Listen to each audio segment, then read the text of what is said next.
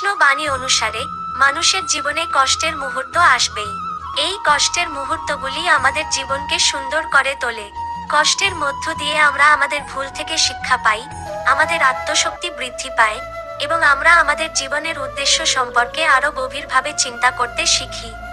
কৃষ্ণ বলেছেন, যে ব্যক্তি কষ্টের মধ্য দিয়ে যায় না, সে কখনোই সত্যিকারের আনন্দ জানতে পারে না। কষ্ট আমাদের জীবনের একটি অপরিহার্য অংশ। এটি আমাদের জীবনকে সমৃদ্ধ করে তোলে। কৃষ্ণ বাণী অনুসারে কষ্টের মুহূর্তে আমরা যে জিনিসগুলি করতে পারি সেগুলি হলো আমাদের ভুল থেকে শিক্ষা নেওয়া। কষ্টের মুহূর্তগুলি আমাদের জীবনের ভুলগুলি সম্পর্কে চিন্তা করতে এবং সেগুলি থেকে শিক্ষা নিতে সাহায্য করে। আমরা যদি আমাদের ভুলগুলি থেকে শিক্ষা নিতে পারি, তাহলে আমরা ভবিষ্যতে সেগুলি পুনরাবৃত্তি করা এড়াতে পারি। আমাদের আত্মশক্তি বৃদ্ধি করা। কষ্টের মুহূর্তগুলি আমাদের আত্মশক্তি বৃদ্ধি করতে সাহায্য করে। যখন আমরা কঠিন পরিস্থিতির মধ্য দিয়ে যাই, তখন আমরা আমাদের মধ্যে থাকা শক্তি এবং সাহস সম্পর্কে অবগত হই।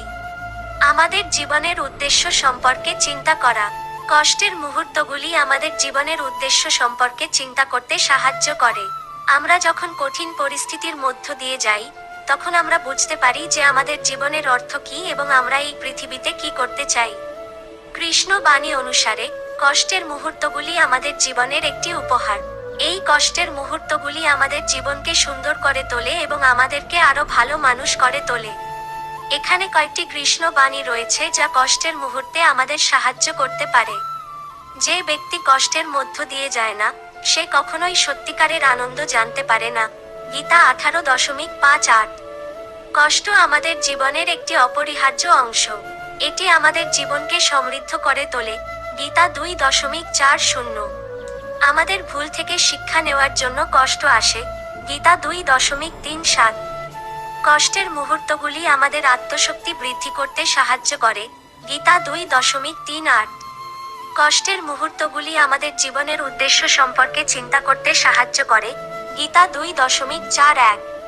আশা করি এই কৃষ্ণ বাণীগুলি আপনার কষ্টের মুহূর্তে আপনাকে সাহায্য করবে।